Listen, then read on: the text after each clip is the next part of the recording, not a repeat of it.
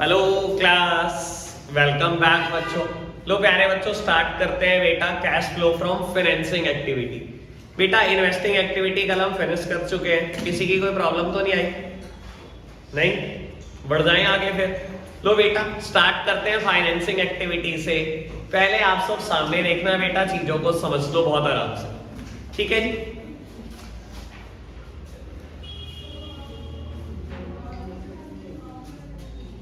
Cash flow from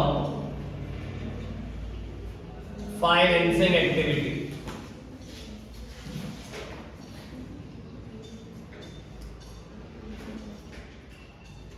Cash flow from financing activity. बेटा financing activity किससे relate करती है? अगर आपको याद हो बेटा, बैलेंस शीट में मैं एक बात कर चुका हूं। बैलेंस शीट में बेटा सबसे पहले हम शेयर होल्डर फंड लिखते हैं। शेयर होल्डर फंड में बेटा सबसे पहले लिखते हैं शेयर कैपिटल। बेटा एक तो फाइनेंसिंग एक्टिविटी शेयर कैपिटल से रिलेट करती है, इसमें रिजर्व्स एंड सरप्लस की बात नहीं करनी। शेयर कैपिटल, दोनों शेयर कैपिटल हो सकती है, इक्विटी भी प्रेफरेंस भी, दोनों ही मेरे बिजनेस को पैसा देती है। लेकिन बेटा रिजर्व्स एंड सरप्लस की बात नहीं करनी। आपको पता है बेटा वो बात हम कहां पर करते हैं? नेट प्रॉफिट बिफोर टैक्सेस में एसपीएल का डिफरेंस लेकर जाते हैं बाबू। और इसके अलावा नॉन करंट लायबिलिटी में चाहे वो बेटा बैंक लोन आया हो, चाहे वो बेटा डिवेंचर से पैसा आया हो, चाहे वो पब्लिक डिपॉजिट से पैसा आया, और करंट लायबिलिटी में बेटा बैंक ओवरड्राफ्ट। याद है ना बेटा ये बात? बाबू ये सब फाइनेंसिंग एक्टिविटी है और बेटा इनसे जुड़े हुए खर्चे या इनकम भी, ठीक है जी। कुछ बातें मेरे साथ साथ आराम से समझना, ठीक है जी। Cash flow from financing activity मैं बोलता हूं बेटा इशू ऑफ इक्विटी शेयर। आपने बेटा इक्विटी शेयर इशू करा, मान लो बेटा बोलता हूं 10 लाख। पहले बताओ पॉजिटिव दिखाओ नेगेटिव दिखाओ। मैंने शेयर इशू करा, 10 लाख रुपए मुझे आए होंगे, गए होंगे? आए होंगे। मैंने शेयर दिया है बेटा, इशू करा है शेयर दिया होगा तो पैसा तो मिला होगा ना यार, ये तो बोलना पड़ेगा। आए हैं वैसे, पक्की बात। मैं बोलता हूं बेटा ये शेयर 10 लाख रुपए के मैंने इशू करे, मेरे को पॉजिटिव दिखा दे। और मैं आपको बोलूं मैंने इशू करे at security premium. Security premium मैंने मतलब मैं 10 लाख का शेयर दे रहा हूं और मांग रहा हूं लोगों से 12 लाख रुपए, तो मेरा 12 लाख आएंगे, चीज जाएगी 10 लाख रुपए की, 12 आएंगे ना। दैट मींस बेटा शेयर की फेस वैल्यू तो प्लस होगी प्लस एसपीआर भी प्लस होगा। नहीं कोई दिक्कत है? समझ आया ना? एग्जांपल दे रहा हूं तो समझ आ रहा है ना बेटा बात? यानी कि बेटा फेस वैल्यू तो प्लस होगी, सिक्योरिटी प्रीमियम रिजर्व भी प्लस होगा, कोई दिक्कत तो नहीं। और मैं बोलूं बेटा मैंने ये 12 लाख रुपए के शेयर बेचने के लिए अंडर राइटर को 10,000 रुपए अंडर राइटिंग कमीशन दी, 10,000 आएंगे जाएंगे? जाएंगे, पक्की बात। बाबू माइनस कर दो अंडर राइटिंग कमीशन, यानी कि मेरे पास नेट में बेटा पैसा कितना आएगा? 11,90,000 रुपए। ऐसा ही होगा ना? यानी कि मैं ऐसा लिख सकता हूं ना बेटा जैसा मैं लिख रहा हूं, शेयर जब भी इशू होगा फेस वैल्यू का पैसा आएगा, सिक्योरिटी प्रीमियम रिजर्व का पैसा आएगा और माइनस कर देना अंडर राइटिंग कमीशन। ये नहीं आएगी बेटा मेरे पास। कोई दिक्कत कोई परेशानी तो नहीं? सिंपल बात बोली, कोई मुश्किल बात तो नहीं बोली मैंने, ठीक है ना? अच्छा यही मैं बोलूं बेटा buy back of equity share. Buy back of equity share बेटा, बाय बैक वर्ड का मतलब मैंने पहले भी 1-2 बार क्लियर करा, मैं एक बार फिर बोल देता हूं बेटा आपको। Buy back of equity share का मतलब क्या होता है? जब कंपनी अपने इक्विटी शेयर वापस बाय कर लेती है तो maintain the debt equity ratio. अगर आपको याद हो मैंने तब भी कभी ना कभी ऐसे ही समझाई हुई है। मान लो मेरी कंपनी की डेट इक्विटी रेशियो 2:3 है, डेट इज 2, इक्विटी इज 3। बेटा मैंने कहा नहीं, मुझे तो डेट इक्विटी रेशियो ना 1:1 चाहिए, यानी कि बेटा मैं यहां पे भी 2 देखना चाहता हूं। मैं अपने 1 लाख रुपए के शेयर कैंसिल करना चाहता हूं। मैंने बेटा मार्केट से 1 लाख रुपए के शेयर खरीदे और उठा के फाड़ के फेंक दिए बेटा। लेकिन जब आपने खरीदे, बाय बैक करे कंपनी ने अपनी इक्विटी शेयर, तो आपको पता है ना बेटा क्या हुआ होगा? पैसा आया होगा, गया होगा? गया होगा। यार बोलो यार, इतना तो सोच सकते हो ना?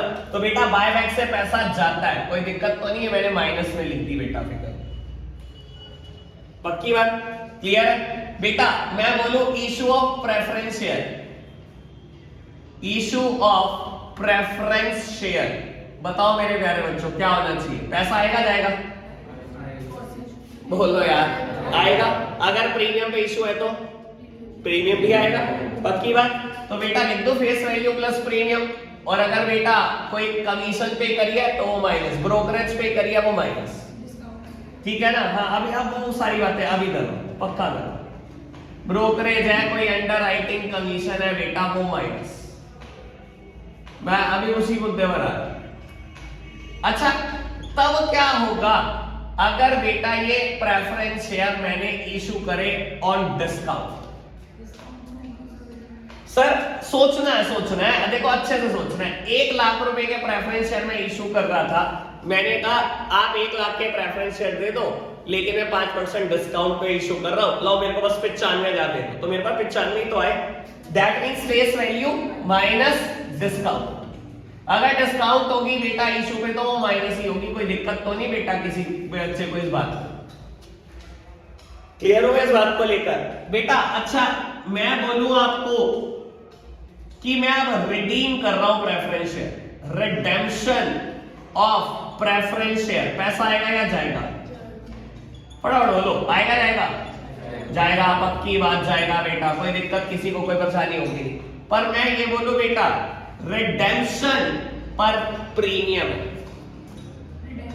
रिडेम्पशन पर प्रीमियम है। प्रीमियम समझते हो ना, ऑन रिडेम्पशन, यानी कि बेटा रिडेम्पशन का मतलब होता है रीपेमेंट। जब मैंने प्रेफरेंस इशू करे थे तो बेटा 10 लाख रुपए आपसे लिए थे, ठीक है। आज मैं प्रेफरेंस शेयर वापस कर रहा हूं, आपके पैसे वापस कर रहा हूं प्रेफरेंस शेयर के, रिडेम्पशन कर रहा हूं। Redemption means repayment of preference share. लेकिन मैं बोल रहा हूं मैं 10 वापस नहीं करूंगा, मैं प्रीमियम दूंगा आपको रिडेम्पशन पर, यानी कि 10 नहीं दे रहा, 5% प्रीमियम के साथ वापस कर रहा हूं, यानी कि 10,50,000 वापस कर रहा हूं। मेरी ऐसा तो पूरे 10,50,000 जा रहे हैं, यानी कि बेटा रिडेम्पशन पे फेस वैल्यू तो जाती जाती है, premium on redemption of debenture भी जाता है। तो देखो जितना अच्छा सोचोगे ना उतना इजी पड़ेगा। रटना तो रट लो भाई, रोते रहोगे, लिख के ले लो आज मुझसे। जितना अच्छा सोचोगे उतना इजी हो जाएगा चैप्टर। कोई दिक्कत तो नहीं आई अब तक जितनी बात बोली। सर आपने बैंक लोन लिया या बेटा डिबेंचर इशू करे, इशू ऑफ डिबेंचर।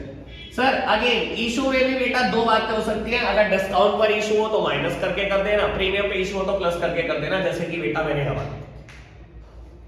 ऐसे ही बेटा रिडेम्पशन ऑफ डिबेंचर में भी वही बात हो सकती है बेटा जो मैंने अभी प्रेफरेंस में बात करी, कोई दिक्कत तो नहीं, ठीक है ना। बैंक ओवरड्राफ्टिंग में भी सेम बात हो सकती है, ठीक है ना। बस ये बेटा प्रीमियम और डिस्काउंट पर नहीं होता, बैंक ओवरड्राफ्टिंग से पैसा आया तो दिखा देना, गया तो बेटा कम कर, कोई दिक्कत कोई परेशानी तो नहीं। एक बात जो बेटा आपको जिंदगी भर नहीं भूलनी, बेटा हमें इक्विटी शेयर देगा बैलेंस शीट में ऐसे, प्रेफरेंस के आगे रेट देगा, डिवेंचर्स के आगे रेट देगा। सर कुछ बोले कि नहीं बोले, इसका इंटरेस्ट जरूर देना है, इसका डिविडेंड जरूर देना है, कुछ बोले कि नहीं बोले कुछ। डिवेंचर का ब्याज देना कभी नहीं भूलना, और प्रेफरेंस का बेटा डिविडेंड देना कभी नहीं भूलना। कुछ भी भूल जाओ क्वेश्चन 0 हो जाएगा बेटा वहीं पर, जहां भूल गए आप, ठीक है।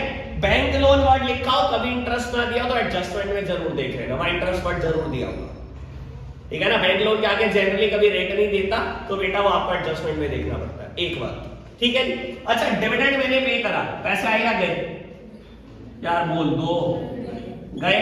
डिविडेंड पे करने से पैसे जाते हैं सर, इंटरेस्ट पे करने से पैसे जाते हैं, इंटरिम डिविडेंड हो पैसे जाते हैं, याद है वर्ड पहले भी पढ़ चुका है। Interim dividend net profit before taxes and extra ordinary item निकालते टाइम में ऐड करता था बेटा। Propose dividend of previous year हो पैसे जाते हैं, बोलो। Propose dividend of previous year is the final dividend, वही तो फाइनल डिविडेंड होता है। मैं बोलूं डिविडेंड पेड या propose dividend of previous year, दोनों एक ही बात होती है बेटा, दोनों से पैसे जाते हैं। अब आपको एक बात बताता हूं बेटा, जो पेपर में बच्चा गलती कर जाता है, ठीक है ना, ये बात जिंदगी भर नहीं भूलनी। मैं आपको बोल रहा हूं पूरी फाइनेंसिंग एक्टिविटी आप ऐसे निभा पाओगे खुद, लेकिन एक बात आप मेरी सुन लें, होता पता है क्या प्रेफरेंस के आगे रेट दिया हुआ है, ठीक है, कुछ नहीं का क्वेश्चन, नीचे एडजस्टमेंट में कहता है इक्विटी को डिविडेंड दिया या इंटरिम डिविडेंड दिया या बेटा फाइनल डिविडेंड दिया, और बच्चा क्या करता है, इक्विटी का डिविडेंड निकालता है, पे कर देता है, प्रेफरेंस की बात नहीं करता। प्यारे बच्चों, एक कंसेप्ट ना बिजनेस स्टडीज का है और मैंने ना जिक्र बहुत बार किया भाई बेटा उसका अकाउंट्स के वैसे बेटा कंपनी में ना पेमेंट बांटने का एक फिक्स सीक्वेंस होता है। सबसे पहले हम डिवेंचर को इंटरेस्ट देते हैं, देन बेटा हम गवर्नमेंट को टैक्स देते हैं, देन प्रेफरेंस शेयर कैपिटल को प्रेफरेंस डिविडेंड देते हैं, देन इक्विटी शेयर कैपिटल को इक्विटी डिविडेंड देते हैं। आपको पता है प्रेफरेंस का नाम प्रेफरेंस क्यों पड़ा था? क्योंकि इसको दो बातों की प्रेफरेंस थी कि जब भी डिविडेंड मिलेगा इक्विटी से पहले प्रेफरेंस वालों आपका डिविडेंड मिलेगा, और दूसरी बात जब भी बेटा रीपेमेंट होगी तो इक्विटी से पहले पैसे आपके वापस मिलेंगे। इसीलिए इसका नाम प्रेफरेंस पड़ा था, क्योंकि इसको दो बातों की प्रेफरेंस थी। सर आप इक्विटी का डिविडेंड दे देते हो, एक बार सोचते हो कि पहले प्रेफरेंस का मिलेगा? बच्चा इतना दिमाग नहीं लगाता, पहले इक्विटी का डिविडेंड देने बैठ जाएगा। सर इक्विटी का डिविडेंड देने की शर्त ये होती है पहले प्रेफरेंस का डिविडेंड, जब पहले प्रेफरेंस का मिल जाएगा तो इक्विटी का दे सकते हो, वरना दे नहीं सकते आप। तो ये ना खाली इक्विटी का डिविडेंड दे आओ बेटा और खुशी खुशी कह दो सारा क्वेश्चन ठीक करके आया, कुछ नहीं मिलने का अगर प्रेफरेंस का डिविडेंड नहीं लिया तो। ठीक है जी। सर फाइनेंसिंग एक्टिविटी इससे मुश्किल नहीं आ सकती, मैं गारंटी बोलता हूं।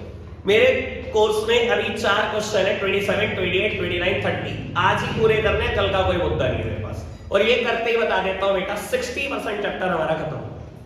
और इसका मेरी मेहनत नहीं है, आपकी शुरू। अब हमारे पास 24 क्वेश्चन बचेंगे, इसके बाद रोज 5 करेंगे बेटा और 5 दिन के बाद चैप्टर का होम मिलता है। जितना मेरी एवरेज थी कि मैं 15 दिन में खत्म कर दूंगा, कैश फ्लो इंक्लूडिंग संडेज, उतने में आराम से खत्म हो जाएगा।